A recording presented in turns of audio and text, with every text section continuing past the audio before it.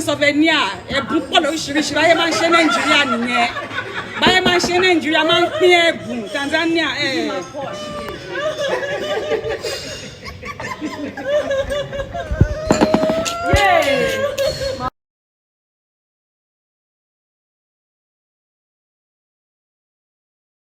Yo, Mambo VP, happy JP 2025.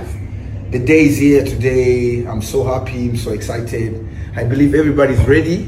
I'm saying that because, by the way, I received more than 150 foreigners there in Tanzania because of JP 2025. Today is going down. But all in all, please, I made this video to tell you, don't be late.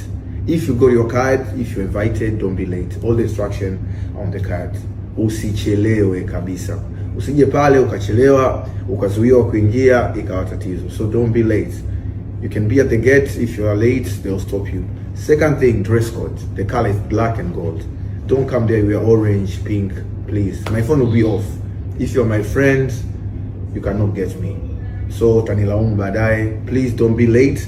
Dress code is very important. Let's come and connect. Let's come and party. So guys, Funke Akindele is going to be present on this occasion that we're just talking about, which is JP 2025 Tanzania edition.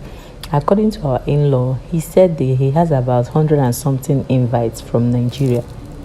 So guys, our people are not dulling. They are already there because today is the D-Day. I'm just giving you a recap of how yesterday and today is about to go down. You can see the decorations that is happening there, and then most of our Nigerian people are already there in getting ready for this JP 2025 Fianle and Tanzania edition. And according to Juma Jokes, it's going to be gold and black.